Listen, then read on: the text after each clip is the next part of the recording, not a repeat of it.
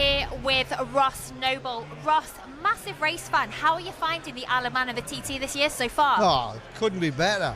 I mean, the fact that like all the races are actually happening on time, the weather's incredible, and you know you can wander around outside, and yeah, and you can actually, you know, there's no waiting around. Everyone's happy. Couldn't be better. What's been your highlight of your trip so far?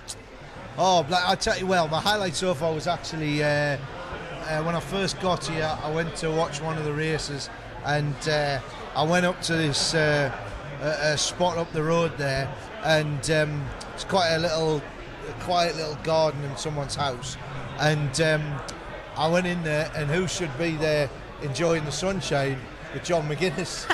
So it's such a treat.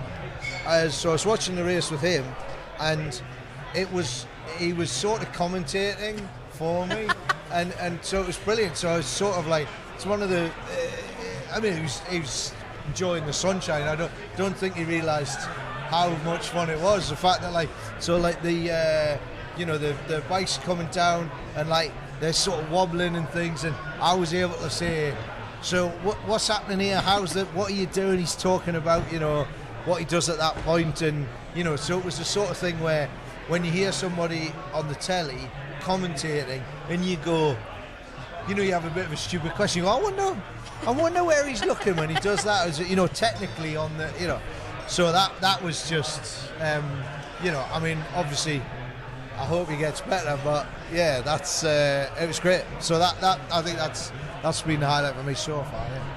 Is it nice to have a break from your career and actually spend some time on the Isle of Man being a race fan? How dare you, madam? Well, I did a show last night, so I kind of so I came in, did the show, and then I'm just hanging around for a bit. So yeah, it's mixing business with pleasure. Now, you're touring again this year. You're going to Australia and then back Yes. into the UK. Tell us a little bit about your tour and what the fans can expect. Well, I've just finished the Australian tour, and then I've come back for this one gig, and then I'm going back to do another month of gigs in Australia.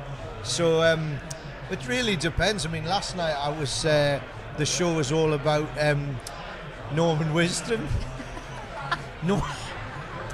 Norman Wisdom and people wearing too many hats. So just depends on where I am and what mood I'm in, you know. But it's always it's quite an interactive show, you know. I sort of like to talk to people in the audience and play off the crowd and then see where it goes. I was, but yeah, last night was, yeah, I was talking about first time I came here and I saw that statue of Norman Wisdom.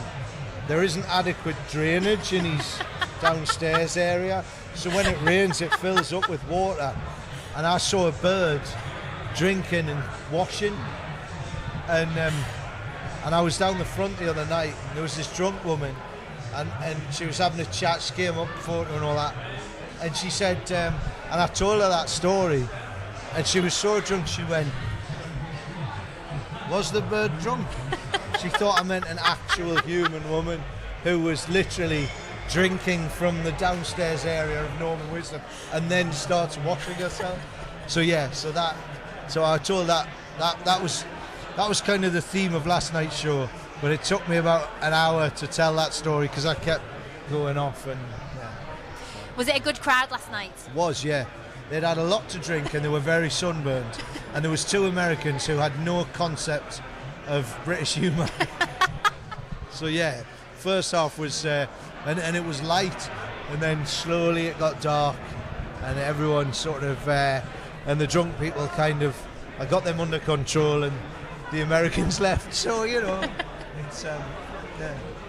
Now, you're friends with Perry O'Day. You starred in Young Frankenstein with him. Yes. Very famous on the Manx musical stage. Yes. What's it like to be back here and catching up with him again? It's great. Yeah, well, we flew over on the same flight, and yeah, when we first met, like musical theatre, I know it's hard to believe, is not stuffed with people who enjoy motorcycle racing. I know that's hard to believe, but those two don't necessarily. The Venn diagram is quite small, the motorbike musical theatre crossover. So yeah, I was on the show, obviously worked with Perry, you know, 8 shows a week for months and months and months. Top lad, and he was coming back to surprise his mum. So yeah, so he came over, and so now we're just it's good, because normally we'd just be hanging out in a dressing room with very small windows, and in a pub next to the theatre, whereas now we're hanging out in a pub in a hospitality suite watching the bikes. So yeah. What do you prefer, musical theatre or stand-up? Is there a preference? Well, stand-up's kind of my first love, you know. That's what I've always wanted to do. But actually, before I did stand-up, when I was a kid, I did a bit of musical theatre, Amdram stuff, you know. So I actually did musical theatre first, and then started stand-up. So stand-up's great because you're the writer, the director, the performer, all in one. Think of an idea and you do it. But with musical theatre, it's a real, just by its very nature, it's very collaborative. And when you've spent years and years and years being a one-man band, a lone wolf, if you like, to have other people to play with is so much fun. Like, it's just great. So, and you have a band. So, like, you know, with stand-up, you just have to do 2 hours if you're driving the whole thing. Whereas with a musical, you get to the point and you think, needs a bit of energy, you know, like you'd be doing a scene and then it's like, da, da, da, da, da, da, and then you're off, you know. So, I love it. I absolutely love doing the musicals.